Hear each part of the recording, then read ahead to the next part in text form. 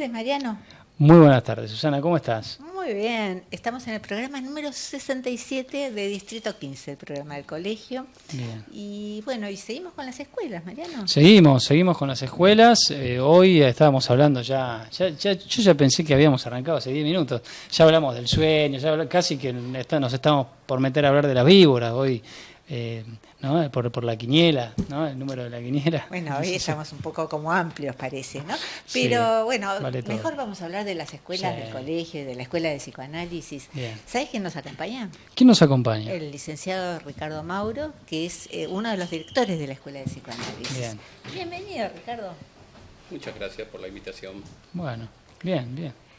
Bueno, Ricardo, contanos la escuela, un poco la historia de la escuela de psicoanálisis en el colegio. La escuela tiene una tradición y una historia que lleva muchísimos años, prácticamente de los años del colegio, es decir, de que se funda. Naturalmente la escuela de psicoanálisis se formó desde hace mucho tiempo y se fue, de alguna manera, se fue transformando a lo largo del tiempo. Se le dio muchísimas improntas de acuerdo a las direcciones que ha tenido. Hasta la historia más reciente, que es la que nos ocupamos con Darío Groel en forma conjunta, de ocupar ese lugar vacío como son los lugares y los cargos en los cuales uno va transitando, ¿no? Y que los ocupa hoy, mañana estará otro, como corresponde. Me imagino que el mañana no es literal, no es mañana.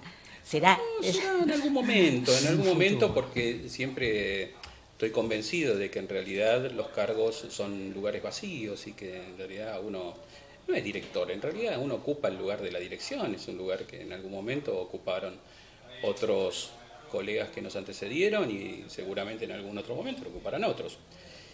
Y esta experiencia que venimos haciendo con Darío es una experiencia de trabajo en la cual vamos redefiniendo y repensando cada una de las actividades, las formas, los encuadres y cómo ir tratando de dar respuesta a algo que es una respuesta que se va construyendo a lo largo del tiempo y que es una problemática de la historia del psicoanálisis desde la fundación de la primera asociación, en que Freud funda la primera asociación psicoanalítica, y siempre estuvo ligada alrededor de cómo se produce la formación de los analistas y cómo se lleva adelante la transmisión del psicoanálisis.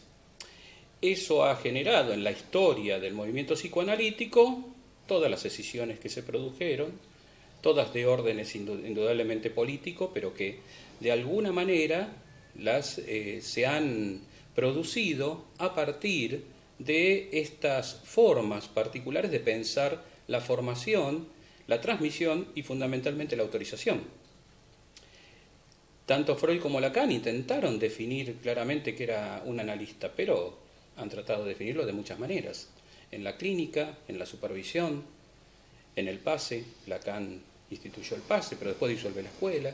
Es decir, hay muchos movimientos que se intentaron para definir qué es un analista.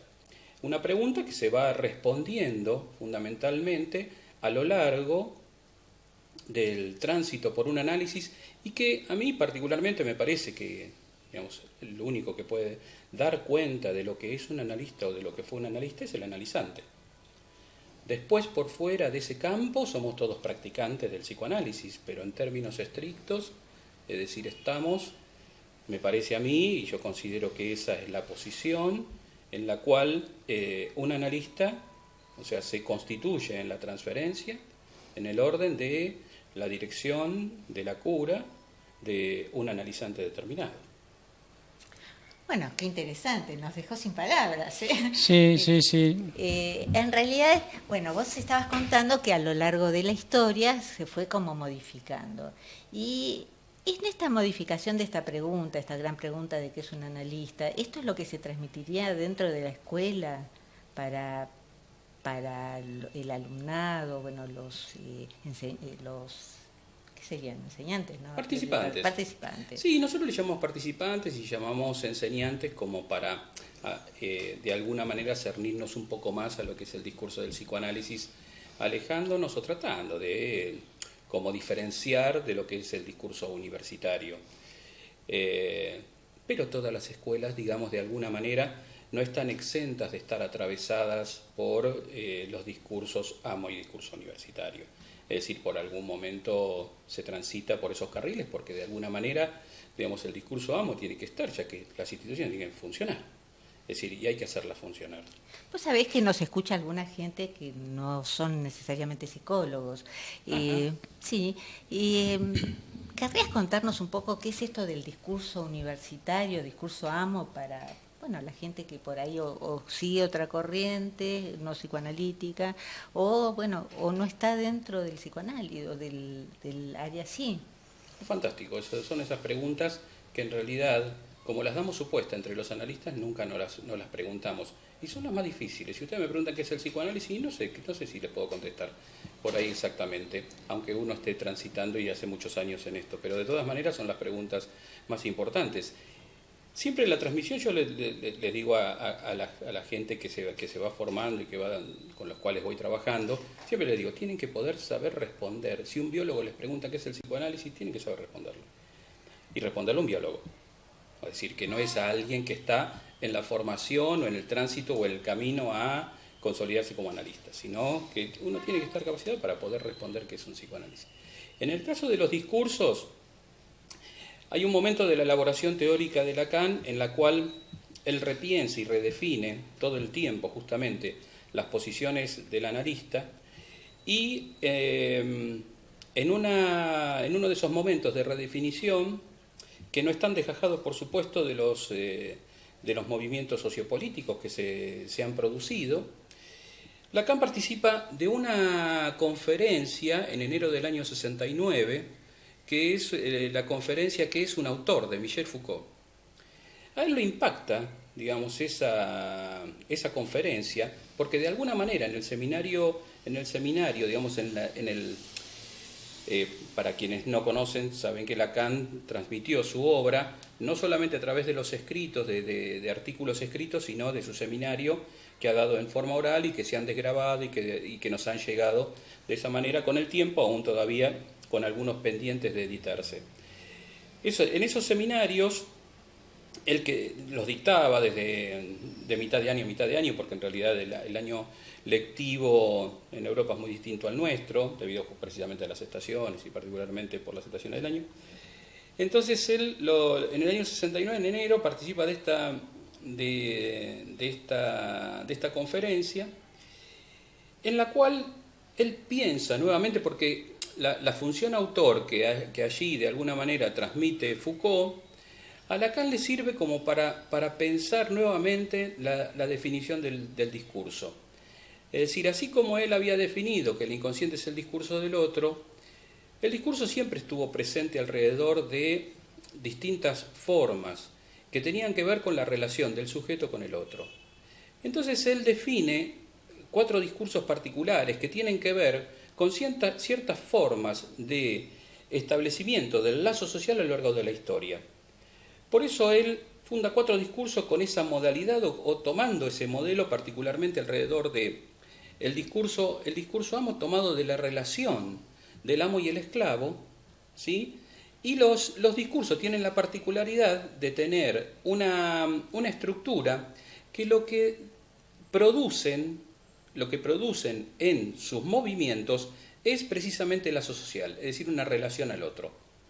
Y son 4 discursos con 4 elementos dispuestos, que ahora, bueno, no tenemos la pizarra para hacerlo, pero de todas maneras son 4 elementos que giran en un cuarto de giro, hacen posible que se ubiquen de tal manera que den cuenta de un nuevo discurso.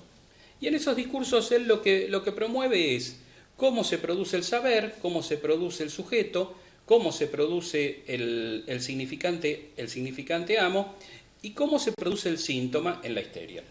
Es decir, y cómo estos movimientos, de alguna manera lo que dan cuenta es del lazo al otro y del sujeto en relación a sus lazos sociales. Eso es un poco los discursos en cuanto a lo que brevemente, muy someramente y mal y pronto lo estoy definiendo, los discursos del seminario 17 de Lacan. que son naturalmente tomados también por todos los movimientos. Pensemos que está toda la efervescencia y del reciente Mayo francés, digamos, el año anterior, el Mayo del 68. De hecho, la tapa del seminario 17, en el original, cosa que a nosotros lamentablemente no nos ha llegado porque las tapas son muy lindas, que se hicieron en el original de los seminarios, está Daniel Cohn-Bendit, justamente en una de las manifestaciones, una foto muy muy buena, en blanco y negro, donde está Daniel Cohn-Bendit mirando hacia arriba. Creo que, si no recuerdo mal, hay como un policía ahí cerca, pero en el medio de una multitud. Es decir, que no está desgajado de los acontecimientos que se producen en el Mayo francés en el año anterior.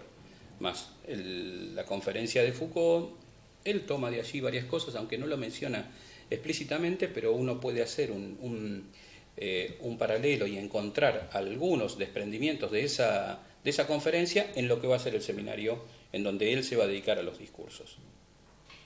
Bueno, qué interesante, ¿no es cierto? Sí, no, y te escuchaba y decía, bueno, qué amplitud de temas que son abordables desde el psicoanálisis, y qué difícil, me imagino, debe ser hacer una selección también de los temas a dar en la escuela, ¿no? Y esto es algo que se repiensa año a año, ciclo a ciclo, tiene que ver con la actualidad, tiene que ver con ciertos momentos críticos en algún sentido. ¿Cómo podrías responder a esto, Ricardo? El psicoanálisis como práctica es una práctica social, por lo cual, digamos, tenemos que tener en cuenta, digamos, cómo se va introduciendo y cómo de alguna manera se va relacionando con los movimientos sociohistóricos, sociopolíticos, económicos, que se van produciendo en cada uno en determinado momento histórico. Esto es importante tenerlo en cuenta, por lo menos en lo que hace a mi formación y a mi tránsito por el psicoanálisis. Siempre he trabajado y me he ocupado de cuáles son las incidencias que tiene también el psicoanálisis y cuál es el lugar del psicoanálisis y de los psicoanalistas en relación al campo de lo social y al campo de lo público. Particularmente porque, bueno, he transitado durante muchos años en instituciones públicas. Actualmente soy el jefe del Servicio de Salud Mental del Hospital Belgrano, con lo cual también tengo un cargo ahí que después de muchos años vengo transitando y repensando alrededor de cómo se producen estas tensiones entre el psicoanálisis, los cargos que uno ocupa, los lugares que uno ocupa, la dirección, una jefatura. Es decir, y eso hace a pensar de qué manera transmitir el psicoanálisis. Nosotros en la escuela lo que hemos pensado este año como novedad es que en la escuela de formación, nosotros hasta el año anterior teníamos un edificio troncal de 8 seminarios en los cuales se abarcaban la mayoría de los conceptos fundamentales del psicoanálisis, ¿sí? Pero los conceptos fundamentales tomados desde toda la perspectiva del psicoanálisis, es decir, desde toda la elaboración, digamos, que han hecho Freud y Lacan en todo su recorrido. ¿Qué quiero decir con esto? Porque muchas veces las formaciones y la transmisión se realiza alrededor de toda la primera etapa de los seminarios de Lacan o de la primera parte de la teoría en la que formula Lacan su elaboración. Y lo que nosotros proponemos es hacer una lectura que pueda repensar, digamos, toda la elaboración de la primera época de la elaboración teórica desde los últimos seminarios. Es decir, el seminario 20 en adelante, Lacan comienza a pensar el sujeto desde la escritura nodal y nos parece importante que se pueda tomar desde allí cuáles son los elementos que Lacan ha tomado y ha repensado en función de toda la obra. Porque en realidad Lacan no se ha desdicho de lo que ha trabajado, ¿no? No es... Freud, por ejemplo, sí, de algunas cosas sí, porque Freud en uno de los últimos artículos, que es el yo en el proceso de la defensa, donde habla de la división del yo, dice, bueno, todo lo que dije del yo hasta acá, en realidad me había equivocado. En realidad el yo no es síntesis, es división, por la división de la personalidad psíquica, etcétera. Digamos, Freud algunas cosas sí pudo rectificarlas concretamente. En Lacan es distinto. Lacan no se ha desdicho concretamente de todas sus sus elaboraciones. Por eso hay que tener presente, digamos, que no es que leyendo el nudo uno deja de lado lo que es toda la operación o la égida simbólica por la cual transitó toda la vertiente de la dimensión de la cura por vía del nombre del Padre. Es decir, que se puede leer, digamos, poniendo en tensión, digamos, los últimos escritos, los últimos seminarios, con la primera y la segunda etapa de la elaboración. Lo que nosotros hicimos en la escuela este año es, nosotros teníamos 8 seminarios y los decidimos desdoblarlo conjuntamente con una sugerencia de los participantes, a quienes me parece que tienen que tener participación, tienen que tener voz también en alguna de las formas de redefinición, porque en la medida en que uno va transmitiendo los saberes del psicoanálisis o los elementos del psicoanálisis, también esto va volviendo de una manera donde uno tiene que volver a repensar y saber, digamos, qué cosas redefinir en algún momento. Y este año lo que hicimos fue dividirlo en 16 seminarios, donde se abarcan no solamente los conceptos fundamentales, sino le agregamos, por ejemplo, este año, un seminario que es de filosofía y psicoanálisis, que no estaba, uno de política y psicoanálisis, que personalmente voy a llevar adelante con Walter Naimojín. Hoy incluimos uno de psicoanálisis en las instituciones, desdoblamos lo que es la clínica de las neurosis, de la clínica de las perversiones y la psicosis, es decir, que abrimos un campo de formación, digamos, donde abarca, ¿no?, una cierta amplitud de conceptos y elementos del psicoanálisis que nos parecía importante transmitir, ¿no? Los participantes pueden, en otras escuelas, pueden hacerlos alternativamente, los seminarios, incluirse dentro de la capacitación o dentro de la formación cuando quieran o cuando puedan.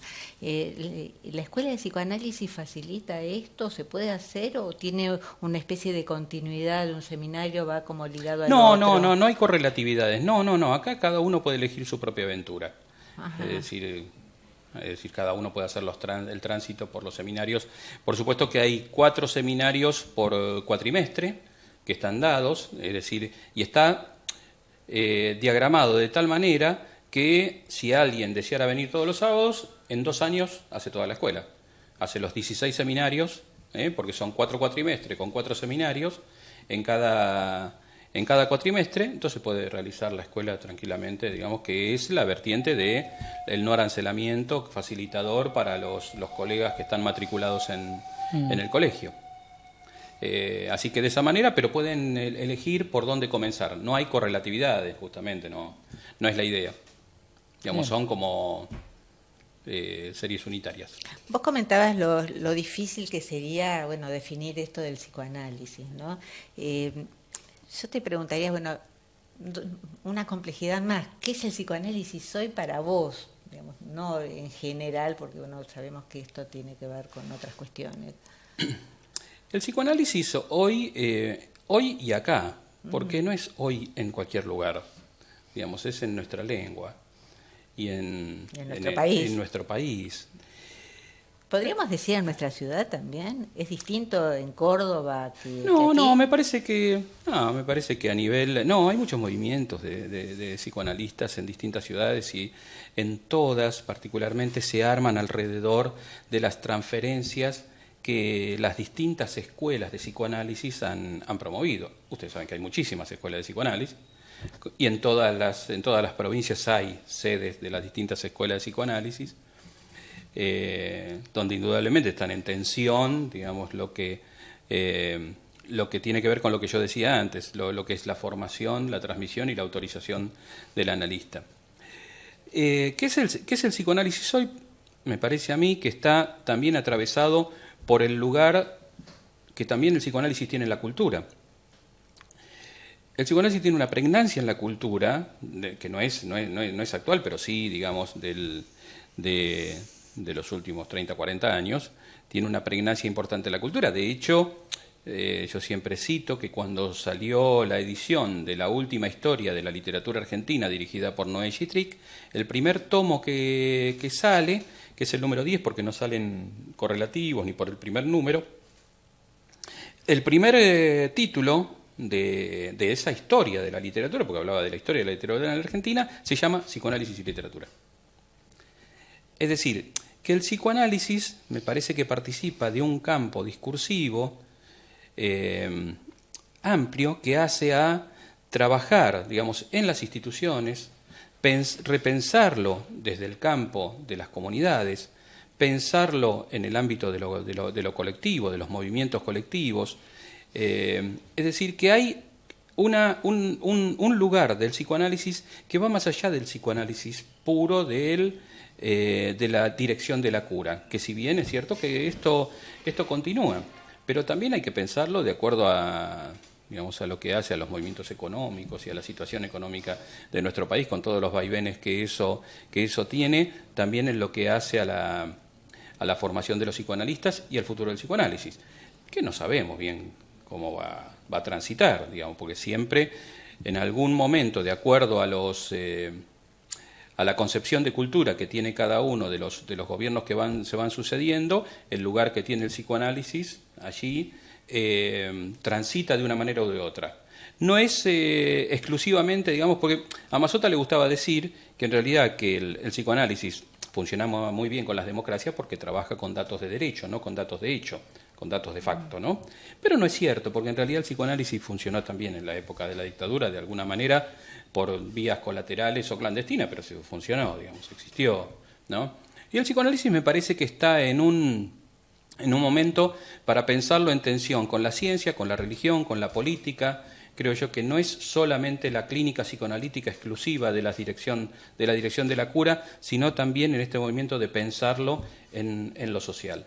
Me parece que es una buena forma de pensar como práctica, ¿no?, en relación al otro, y qué incidencia tiene, porque de alguna forma también uno está interviniendo en relación a un momento particular de la época que tiene que ver precisamente con este movimiento mundial que es el capitalismo, ¿no? O sea, tenemos un mundo unipolar, globalizado, de tal manera donde hay que pensar cuáles son las categorías con las cuales nosotros nos manejamos. Es decir, el estallido que ha provocado particularmente este movimiento a partir de la caída del muro hace que, bueno, el capitalismo propulse indudablemente a una operación de consumo permanente, ¿sí? No solamente que esto ha generado una caída del estado de bienestar, de tal manera que la respuesta que tuvo el sujeto fue el ataque de pánico. El ataque de pánico, una entidad moderna, ¿sí?, que aparece justamente después de la caída del muro en función de la caída del estado de bienestar. Digamos, ahora los estados son técnico-administrativos.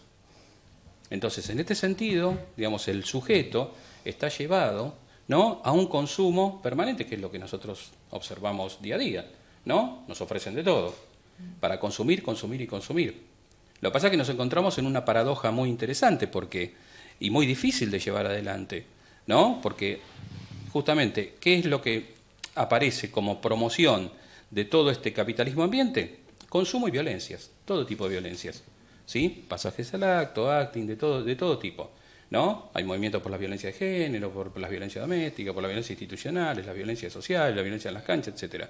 Digamos, hay mucho movimiento alrededor de esto. Me parece que el psicoanálisis lo que de alguna manera justamente promueve es de seguir sosteniendo nada más ni nada menos que la castración. Es decir, fíjense que hay una publicidad deportiva, de ropa deportiva, que dicen impossible is nothing. ¿Sí? Por eso todo está permitido, eso que decía por ahí. En realidad, claro, la promoción nada es imposible. Es decir, que uno puede tener una satisfacción ilimitada. Para entenderlo en términos amplios, generales, uno podría decir, bueno, desde el psicoanálisis, en un goce ilimitado absolutamente inacotable. Pero después aparecen los problemas en la escuela, o los padres de los jóvenes o de los niños, dicen, hay que poner límites. Pero si por un lado se le está diciendo que nada es imposible, y después se le quiere poner límites, estamos en una contradicción importante. Y me parece que el psicoanálisis puede decir algo con respecto a esto. Todavía, digamos, como que el discurso del psicoanálisis promueve de que, en realidad, en lugar de poner los límites, no todo es posible. Bueno, qué interesante esto de que no todo es posible y que desde el psicoanálisis o desde nuestra disciplina podamos poner